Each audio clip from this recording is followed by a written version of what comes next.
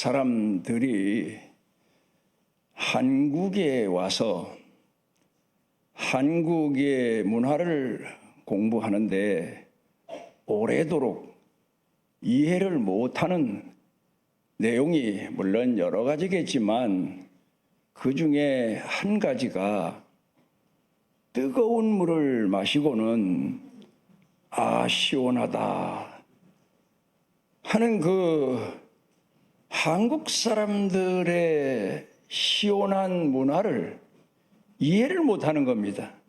어떻게 우리가 지금까지 살아오면서 시원한 것은 차가운 물을 마실 때 아니면 얼음물을 마실 때에 갈증이 해갈되고 시원함을 느꼈는데, 아니 한국 사람들은 뜨거운 물을 마시고 나서 시원하다고 하는데 도대체 이해를 못하는 겁니다. 그런데 그들이 한국에 와서 한국 사람들과 함께 살면서 음식을 먹고 함께 생활하면서 저게 뭔가 깊이 숨겨진 비밀이 있는 문화로구나 하고 몇 년 지나면서 조금씩 깨닫습니다. 언젠가 한 번은 외국 사람이 뜨거운 물을 마시고 나서 시원하다. 그래서 제가 웃고 주변 사람들이 웃었는데, 그건 이제 그만큼 한국에 감추어진 신비의 문화를 터득했다는 말 아닙니까? 저도 어렸을 때에는 역시 어린 아이들이 가지는 태도처럼 차가운 걸 마시면 시원하고 뜨거운 것을 마시려면 덥고 답답하고 어떻게 할 수가 없고 그런 거 아닙니까? 그런데 그야말로 짧은 말로 말하면 산전수전 다 겪다 보면 이열치열의 말이 무슨 말인지를 비로소 깨닫게 되는 겁니다. 그래서 언제부턴가 제가 강단에 제가 말씀 전할 때 물을 올리면 미지근한 물도 싫어합니다. 뜨거운 물을 가져다 놓도록 지금까지도 그렇습니다. 뜨거운 물을 마시면 목에 갈증도 해갈되거니와 몸이 좀 찌푸드한 몸이 풀리는 것 같습니다. 그래서 밤에 잠을 자다가 깨서 잠이 안 올 때에는 뜨거운 물을 끓여서 마시고 나면 몸이 훈훈해지고 잠이 스르르 오게 되고, 그 뜨거운 물의 혜택을 제가 많이 누리고 뜨거운 물을 마시면서 갈증 해갈의 혜택도 누리면서 보람도 누리면서 그러면서 오늘을 살아가고 있습니다. 그걸 보면 사람들이 느끼는 만족이 평범한 데 있지 아니하고 보다 더 깊은 데 숨겨져 있다는 사실을 우리가 인식할 수가 있습니다. 흔히들 하는 얘기가 요 근간에는 그 말이 별로 없는 것 같아요. 교육계에서나 사회에서나 자녀들을 교육시키는 부모들 입에서 사라진 이야기가 헝그리 정신입니다. 그 얘기를 왜 하는가 하면은 옛날에 동양에서도 군자들, 앞으로 크게 될 사람, 큰 꿈을 가지고 있는 사람, 그런 사람에게 기초적으로 가르친 생활 기초 교육이 검소함입니다. 근검절약함입니다. 그걸 가르쳐 놔야 그 사람이 사람들로부터 존경을 받고 사람들로부터 주목을 받을 때에 그 명예와 명분이 오래도록 유지될 수 있다. 그런데 그 교육이 안 된 사람은 기회가 오고 때가 와서 사람들로부터 주목을 받게 되지만 결국 그 주목받는 그 사람의 형편이 오래 유지가 되지를 못하는 겁니다. 여러분도 많이 들어서 아시는 바입니다만 미국의 유명한 사람, 대표적으로 제가 세 사람을 들라고 하면 빌 게이츠라고 하는 사업가, 아니면 사회에서 존경받는 선구자, 그렇게 표현해도 과언이 아닐 정도의 인물입니다. 또 그런가 하면은 여러분들이 많이 들어서 아는 워런 버핏이라고 하는 분입니다. 이분도 사업가고 또 미국 사회에서 기업인들뿐만 아니라 사회 가진 자, 못 가진 자 모두에게 아울러서 심지어 오늘을 살고 있는 젊은 사람들로부터 존경받는 인물입니다. 그런가 하면 또 한 사람, 일론 머스크라고 하는 사람이죠. 여러분들이 많이 들어서 아는 사람이겠습니다마는 테슬라 이 기업의 주인 회장이기도 합니다마는 이 세 사람을 놓고 비교해 보게 되면 빌 게이츠나 아니면 워런 버핏 같은 이는 계속해서 존경을 받고 그 품위를 지키고 젊은 사람들로부터 우러러 존경하는 그런 대표적인 사람으로 현재를 살아가고 있는데, 죄송하게도 마지막 여러분들에게 소개했던 테슬라 회장 이름을 대기란 좀 미안한 것 같아서 사회적 불의를 자꾸 일으킵니다. 지금 세계에서 제일 부자가 누구냐 하면 테슬라 회장입니다. 근데 이 사람의 사는 생활, 사회 생활, 기업 운영 이런 것들을 가만히 들어보면 기초교육이 안 된 사람, 어쩌다 보니까 대기업을 이루고 대성공을 했는데 기초적인 교육이 안 돼서 사회로부터 지탄을 받고 사람들로부터 비난을 받는 그런 사람입니다.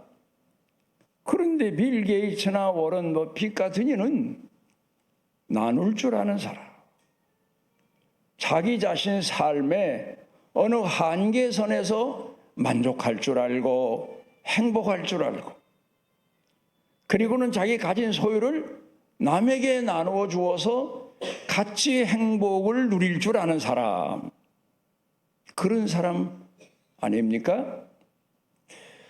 중세시대에 유명한 플라톤이라고 하는 분이 이런 책을 썼습니다. 만족한 삶. 그 얘기는 오늘로 말하면 행복한 삶. 사람이 행복할 수 있으려면 거기서 하는 얘기가, 불행이라고 하는 것은 첫째로 정신적 결핍에서 온다. 이게 무슨 얘기입니까? 그러니까 정신적으로 어렸을 때부터 훈련받지 못한 사람은 많은 것을 가져도 불행하고 못 가져도 불행하고 덕을 봐도 불행하고 사는 삶이 불행할 수밖에 없다. 그러니까 동양에서 말했던 근검 전략의 훈련이 되면 작은 것도 감사하고, 아마 지금 시대적인 사람들을 제가 무시하거나 멸시하는 건 아닙니다. 저와 같이 6.25 사변 이후에 가난한 시대를 살면서 가난이 뭐고 배고픔이 뭐고 이런 삶을 몸에 배도록 살아온 분들은 오늘 음식을 내해도, 집에서 밥상을 차려놔도 반찬 없는 밥만 한 그릇 갖다 놓고 소금에 먹으라고 해도 진정으로 감사합니다. 그런 마음을 갖거나 그런 기도를 할 겁니다. 왜냐하면 배고팠던 시절을 경험했고 그 기억을 생생하게 가지고 있기 때문입니다. 그러니까 어렸을 때 고생한 것이 지금에 와서는 작은 것을 놓고도 감사하고, 지금 현대 젊은이들이 깨닫지 못하는 보잘것없는 것도 귀히 여기고, 그런 훈련이 되어 있어서 살아오는 도중에 사람이 가난할 수도 있고 부유할 수도 있고 형통할 수도 있고 불통할 수도 있지만 성경이 말씀하는 대로 범사에 감사한 마음을 가집니다. 제가 교회 개척 시작한 지 얼마 안 돼서 쭉 돌이켜 생각을 해보면 감사헌금이 많이 나왔습니다. 그런데 감사헌금 내용을 이렇게 보게 되면 참 살아가면서 다 있을 수 있는 자질구레한 내용인데도 감사합니다. 그래서 헌금을 구별해서 하나님 앞에 드리고, 그건 어떤 외적인 데서부터 시작된 게 아니라 본인 마음에서 이것도 감사하고 저것도 감사하고, 병원에 입원했다가 태어나도 감사하고, 병원에 입원해서 치료받게 됐어도 또 치료받게 됐다고 감사하고, 이건 범사에 매사에 감사한 거예요.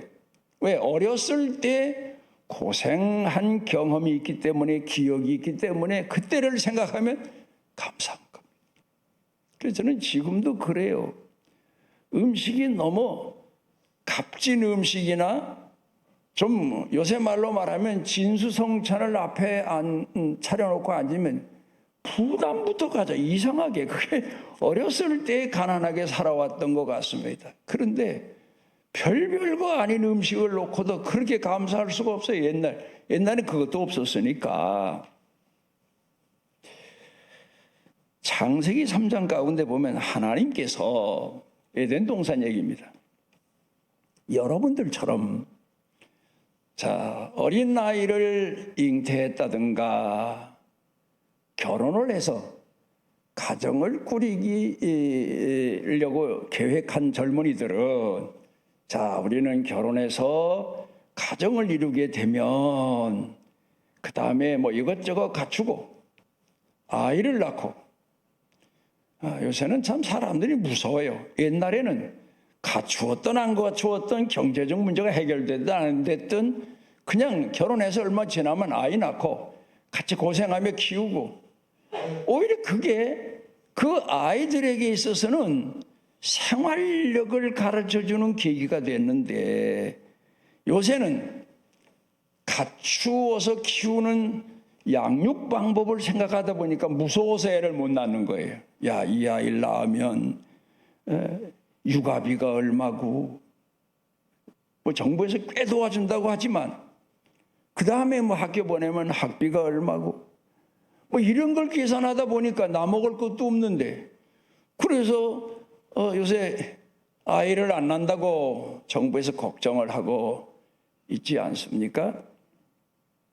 그런데 대개 부모들 마음은 이해가 가요.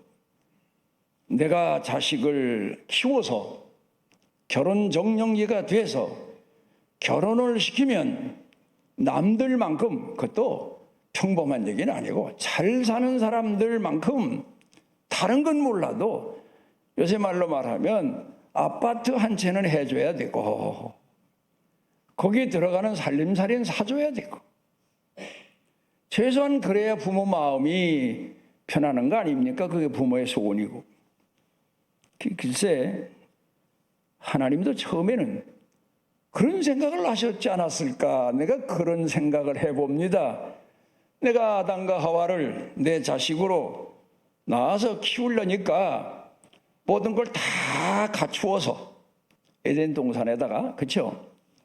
다 갖추어서 고생 안 하고, 그리고 둘이 행복하게 살면서 살라고 다 갖추어 놓으시고 둘을 결혼시켜서 에덴 동산에서 살게 하셨어요. 그럼 감사하고 살아야 될 거 아니에요. 참 하나님이 어쩌면 이렇게 우리가 필요한 것을 다 마련해 놓으시고 다 다 마련해 놓고 자식 결혼시켜 놓은 부모처럼. 근데 모르겠어요. 여러분들이 자식들에게 다 갖추어서 세간을 내면 아침 저녁으로 와서 아이고 아버지 어머니 감사합니다. 내 친구들 보면 나는 이거 뭐 영광스럽게 뭐 부모 잘 만나서 은혜를 입어서 그럽니까? 아니면 감사하다는 말을 몇 마디 겉으로는 하지만 얼마 지난 다음에 와서 감사하다고 합니까? 또 뭐가 부족하다고 불평합니까? 이게 기본 교육의 문제예요. 그래 에덴 동산에다가 하나님이 다 갖추어서 부부를 이제 살게 하셨더니 이게 뭐 생활의 삶의 경험이 있습니까? 지혜가 있습니까? 배운 게 있습니까? 뭐 아픔이 뭔 줄 압니까? 그만 뱀에게 속아가지고 하나님과 약속을 어긴 거예요. 옛날엔 성경학자들이 하나님과의 언약을 어겨서 죄를 져서 죄값 때문에 하나님이 아담과 하와를 에덴에서 추방하셨다. 저도 그렇게 알았어요. 그런데 근간에 그 말씀을 보면서 다시 생각하는 겁니다. 아하, 하나님이 교육 방법을 바꾸셨구나. 이해가 가십니까, 여러분? 다 갖추어 주고 행복하게 살려고 했는데 이게 아니구나. 이 피조물이 인간은 안 되겠구나. 내 자식은 이래서 안 되겠구나. 그래서 방 한 칸 얻을 수 있는 돈이라도 에덴 동산에서 쫓겨나 나올 때 보따리 하나라도 싸들고 나와서 살 수 있는 걸 마련해 주신 게 아니라 옷 한 벌 입혀서 내보내셨어요. 왜 그랬습니까? 여러분 생각해보면 그게 저주입니까? 하나님이 아담과 하와를 장래를 보시고 교육시키시기 위한 방법의 변화입니까? 여러분이 아마 그 정도면 쉽게 알아차리실 겁니다. 모든 걸 다 갖추어줘서는 안 되니까 고생하면서 여성이 자식을 잉태해도 고통도 없어요. 무슨 임신하자마자 그 부인들이 겪는 이제 임신 중독증 같은 거 이런 것도 없어요. 그냥 한 10개월 지나니까 애 낳는 것도 두려움도 없어요. 그냥 주머니에서 꺼내놓듯 그냥 애가 나와서 키우고. 그게 아니고 죽을 고비를 수고도 없이 경험하면서 아이를 낳은 거하고 그냥 낳은 거하고. 여러분 그 얘기 있죠? 가프만 부인의 이야기 있죠. 나방을 연구하는데 시계만 몸부림을 치면서 그 작은 구멍으로 그 애벌레가 나오려고 하는 거예요. 나방이. 그러니까 자기 딴에는 가위를 가져다가 그 몸부림치는 나방을 그냥 튀어나오도록 다 찢어줬어요. 그래서 나와가지고 펄떡거리니까 야, 하나님보다 내가 지혜롭다 그랬대요. 하나님은 왜 원리를 저렇게 몸부림을 치고 나오게 만들어 놓으셔서 고생하게 하셨나? 그래 자기는 하나님보다 더 선하고 더 너그럽고 더 곤충을 이해하는 줄 알았어요.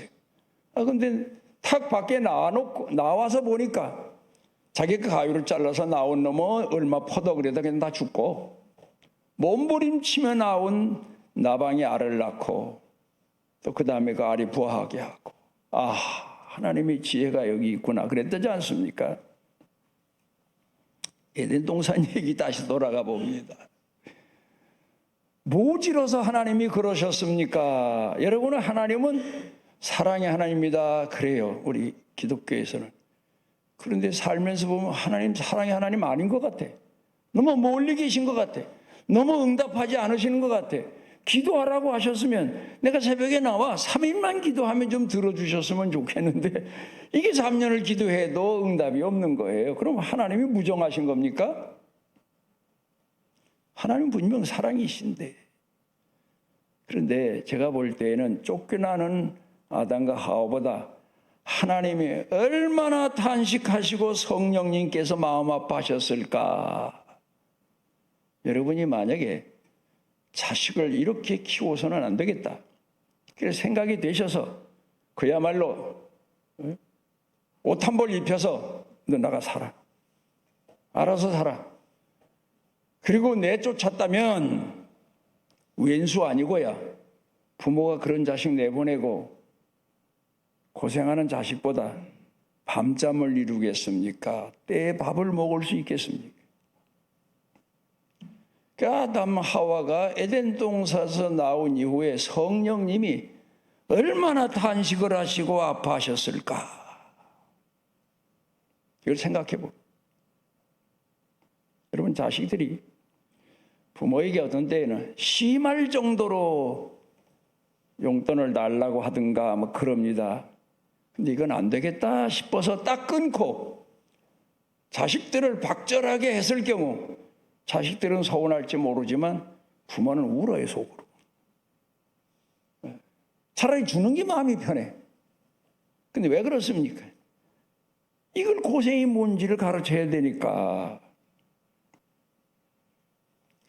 그렇게 고생하고 아픔을 겪고 어려움을 겪고 그러면서 생활력이 강해지게 되고 사회에 적응하는 방법도 알게 되고 자기 존재에 대해서 깨닫게 되고 그러면서 사람이 되어가는 거란 말이에요. 그래서 아담에게도 말입니다. 부모들 걱정이 뭡니까? 자식들을 결혼시켜서 새가 내면 직업이 뭐 변변한 게 있습니까? 직업이라도 있으면 좋겠고, 아니면 내가 기업을 일구어서 그 기업의 자리라도 물려주면 좋겠고, 그런데 방 한 칸 얻어줄 돈도 마련하지 못해서 마음 가슴앓이 하는 부모의 심정은 어떻겠습니까? 그런데 그런 부모로부터 가난을 물려받고 고생을 물려받고 아픔을 물려받고 그러면서 자라갈 때 이게 비로소 성숙한 사람이 되고 일찌감치 남보다 철도 일찍 들고, 그래서 하나님께서 아담에게는 세상에 나가서 고생하며 가정 부양하도록 그렇게 훈련을 시키기 위해서 가르치신 거예요. 이해가 가십니까, 여러분? 아하, 사랑의 하나님이 에덴 동산에서 아담과 하와를 내보내신 것은 죄값 때문에, 저주 때문에 아니에요. 죄값은 하나님 책임지려 하셨어요, 지기로. 왜? 그 아담과 하와에게 입히신 옷이 뭐라고요? 가죽옷. 성경학자들은 그 가죽옷이 어떤 가죽옷이냐? 양의 가죽이라고 그래요. 그 죄값은 하나님이 치르기로 하신 거예요, 이미 그때. 내가 너희가 범한 죄값은 내가 치르마. 그런데 너희는 훈련이 필요하다. 연단이 필요하다. 고생이 필요하다. 그래서 에덴 동산에서 다 갇힌 동산에서 내보내신 겁니다. 저는 오늘 설교 전에 여러분들에게 오늘의 제가 전하는 말씀이 여러분에게 위로가 되고 치료가 되고 힘이 되시기를 바랍니다 하려고 했더니 우리 기도하는 집사님이 다 했네. 그래서 내가 안 했어요, 그 얘기. 그러니까 성경을 알고 나면, 하나님의 뜻을 알고 나면, 아하, 나를 이렇게 사랑하시는구나, 나를 이렇게 훈련시키시는구나, 나를 이렇게 가르쳐 주시고 깨닫게 해주시고. 신앙생활이 뭡니까? 사랑의 연단이. 그게 신앙생활이에요. 우리 연단이 뭐고 시련이 뭡니까? 사랑의 훈련이에요. 이스라엘 백성들 광야에 40년 동안의 연단 과정도 우리가 가만히 앞뒤 문맥을 통해서 보게 되면 연단이에요. 이런 어려운 가운데서도 얼마나 사랑할 수 있나.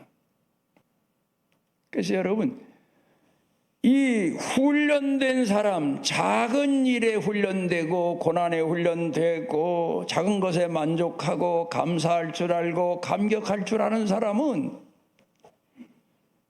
자기 자신의 만족이 아주 작기 때문에 조금만 가져도 이거 넘치게 주셨구나 해서 남을 도우려고 하고 남 배려하게 되고. 그런데 이런 훈련이 안 된 사람은 가져도 세계에서 제일 부자라는 소리를 들어도 더 갖고 싶어서 그 사람이 무슨 사회적으로 무슨 외국에 못 사는 나라에 어려운 사람들을 도와주고 이런 기사는 하나도 없더라고요. 그냥 계속 쌓아만 놓으니까 세계적인 부자가 됐어요. 만약에 빌 게이츠나 워런 버핏 같은 사람이 계속 쌓았으면 일론 머스크라고 하는 사람이 세 번째 부자겠죠. 만족할 줄 모르는 것. 그런데 예수님께서 이 땅에 오셨습니다. 그리고 따르는 사람들을 통해서 가르치기 시작을 하셨는데 그게 가장 유명한 산상보훈이잖아요. 마태복음 5장, 6장, 7장. 제가 설교할 때 가끔 그런 얘기 했습니다. 내가 고난당할 때 약 먹는 마음으로 마태복음 5장, 6장, 7장을 읽었다고. 하루에도 몇 번씩 암송도 하고. 그게 내 영적인 양식도 되고 마음의 양식도 되고 생각의 고민과 갈등, 아픔을 해결하는 약도 되고. 그런데 마태복음 5장에서부터 시작된 예수님의 말씀을 돌아가서 가만히 생각을 해보면 뭐부터 가르치셨나? 저는 신년 새해가 돼도 축복에 대한 설교를 할 줄 몰라요. 신년 새해 되면 전해보면 많은 교인들이 축복송해 그리고 현수막 건대로 그냥 찾아가서 머리 흔들고 며칠 동안 욕먹어가면서 뭐 은혜 받았다고 그러고 내려와 축복해 주실 줄을 믿습니다. 근데 그게 다 물거품으로 돌아가 버리고 말고 그러잖아요. 근데 예수님께서 제자들을 가르치실 때 가르친 내용을 보게 되면 받는 게 복이 아니에요. 주는 거예요. 그것부터 가르치셨어. 기본 훈련이 그거예요. 높아지는 게 아니에요.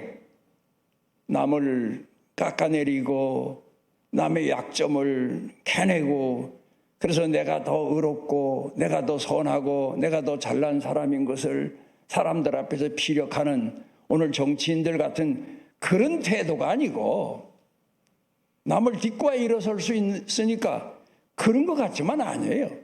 차라리 남에게 밟히는 사람이 하나님이 높이 들어서 그 사람 머리 위에 있게 하시는 게 성경의 교훈이잖아요.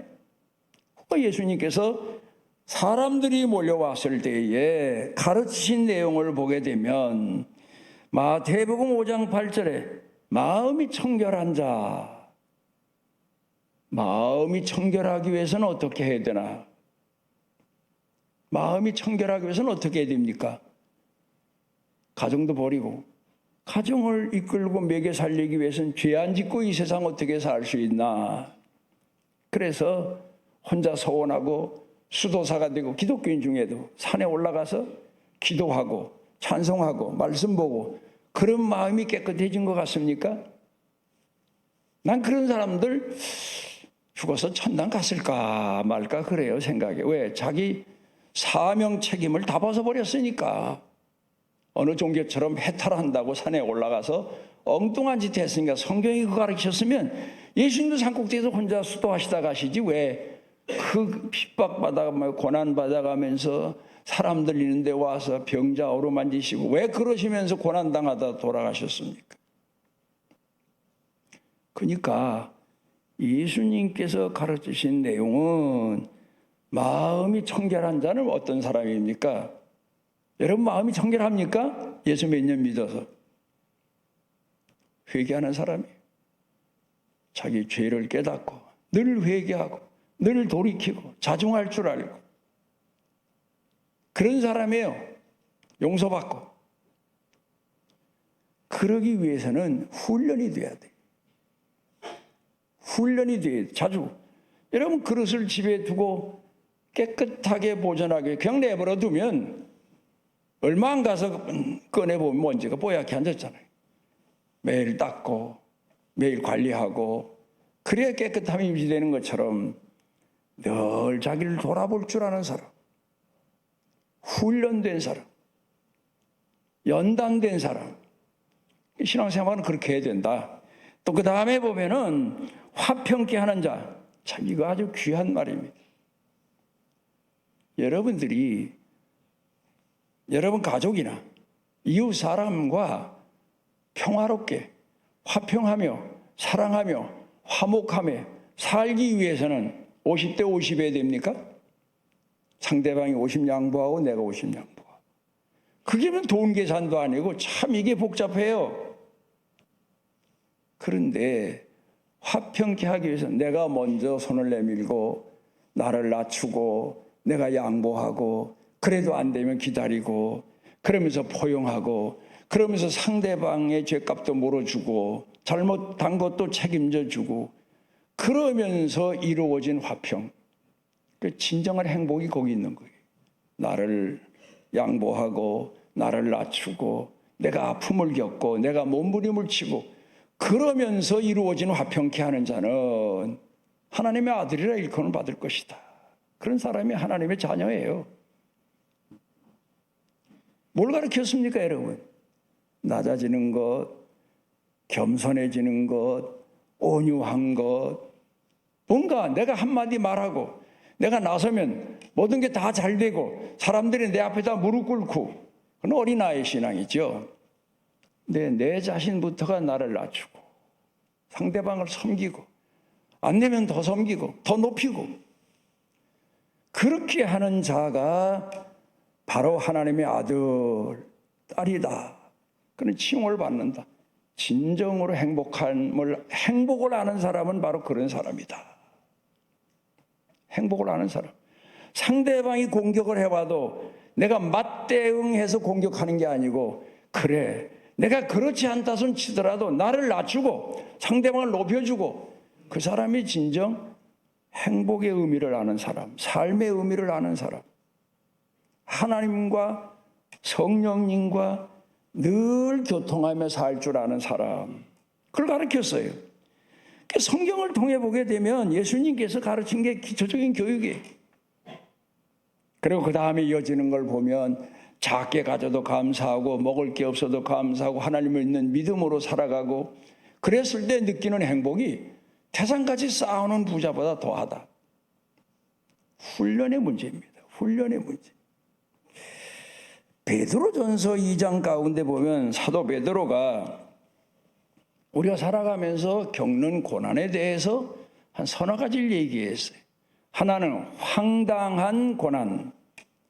도대체 내가 무슨 죄가 있어서 이런 고난을 당해야 되나? 그런 고난이 있다. 그렇게 얘기합니다. 애매한 고난입니다.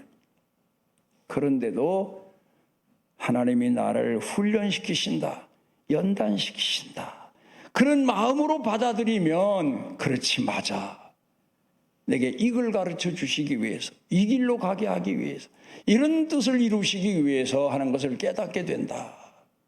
그겁니다. 그러니까 애매한 고난을 겪을 때 여러분 몸부림치고 하나님 왜 내가 나만 이런 일을 당해야 됩니까? 하지 마시고 하나님 내가 이런 일을 겪는데 내가 깨닫지 못하는 게 뭡니까? 내가 상대방에게 베풀어야 될 게 뭡니까? 이런 문제를 찾게 되고 하나님이 가르치고 성령님이 이끄시는 길을 발견하게 되고 감사하게 되고 그러니까 애매한 고난을 겪어도 여러분 앞으로는 감사합니다. 여러분 그러십시오. 그 다음에 보면 죄가 있어 당하는 고난. 우리 믿는 사람에겐 참 이게 귀한 은혜예요. 다른 사람들은 죄가 그렇게 많아도 그렇게 죄를 져도 고난이 없어. 그러니까 자기 자신을 돌아볼 기회가 없어. 근데 우리는 죄 짓는 게 문제입니까? 마음은 이상하게 먹어도 영 괴로워서 견딜 수가 없어요. 곧 돌이켜 하나님이 내게 말씀하시는 뜻을 따르게 되니까 이게 얼마나 감사한 일입니까? 하나님의 뜻을 헤아리게 되고 순종하게 되고 감사한 일입니다. 그 다음에 의로운 고난. 여러분들에게 하나 묻고 싶습니다. 사회적인 정의를 보면 의가 뭐냐? 옳은 거, 진리. 그런데 예수님 말씀하신 내용을 가만히 앞뒤 문맥을 비교하면서 생각해 보면 기독교인에게 있어서 가장 의는 바로 십자가의 의요, 사랑입니다. 사랑 때문에 겪는 고난, 사랑을 지키기 위해서 겪는 고난, 사랑을 주기 위해서 겪는 고난, 이 고난이 바로 의로운 고난입니다. 그러니까 우리 그리스도인들은 이 땅에서 고난을 겪을 때 처음에는 몸부림을 치지만 신앙생활하면서 체험하고 경험하고 세월이 가면서 처음에 발견하지 못하고 불평하고 원망했던 불평과 원망이 감사로 바꾸어지는 거예요. 은혜로 바꾸어지는 거예요. 아, 내가 그때 이런 고난을 안 겪었으면 내가 이런 진리를 깨달을 수 없었는데, 나를 향하신 뜻을 깨달을 수 없었는데, 그러면서 성숙해 가는 겁니다. 자라가는 겁니다. 그게 밑거름이 되는 거예요. 고난이. 신앙 성숙의, 사랑 성숙의 말입니다. 오늘 성경 본문 말씀 가운데 보면은 복음을 전하다가 제자들이 붙들려서 매도 맞고 갇히고, 그리고는 유대인들이 이 복음을 전하는, 예수의 복음을 전하는 이 사람들을 어떻게 할까? 돌로 쳐 죽일까? 뭐 이런 의논을 했겠지요. 그런데 그럴 때에 율법사 한 사람이 나타나서 그냥 둬라. 우리 사회도 옛날에 이상한 교리를 펼치는 사람들을 따르는 사람들이 있었지만 그게 옳은 게 아니면 스스로 무너질 거고, 만약에 이 사람들이 전하는 복음이 하나님으로부터 온 거라고 하면 너희가 하나님을 대적하는 게 아니냐. 그래서 그러면 옳습니다 하고 그냥 그 붙들었던 사도들을 놓아주면 좋은데 이 사람들이 매를 들어 때리고 내보냈다. 다시는 복음을 전하지 말아라. 이제 그런 의미에서 엄포도 놓고 매질을 하면서 내보냈는데 이 밖에 나간 사도들이, 성도들이 오히려 그 고난받는 걸 기뻐했다. 여러분, 처음에 교회 나오면 모든 게 매사가 하나님을 공경하면 형통하는 줄 알아요. 근데 얼마 안 가서부터 시험이 오면 아유, 예수 믿어도 이렇게 어려운가. 그러면서 우리가 삶의 참 의미도 깨닫게 되고 시련과 시험을 경험하면서 참 기쁨을 훈련받아가는 거예요. 사도들이 기뻐했다. 우리가 보통 사람으로서는 깨달을 수 없는 정말 심오한 기쁨.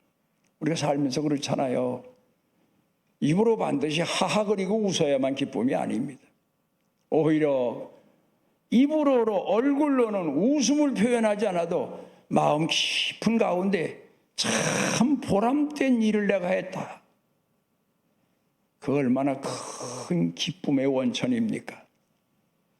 여러분들 신앙생활하면서 신비하리만큼 감추어져 있는 신앙의 기쁨을 여러분들이 맛볼 줄 알고 느낄 줄 알고 그리고 남에게 이 사실을 전할 줄 알고 자식들에게 신앙유산으로 물려줄 줄 아는 성도들 되시기를 바랍니다.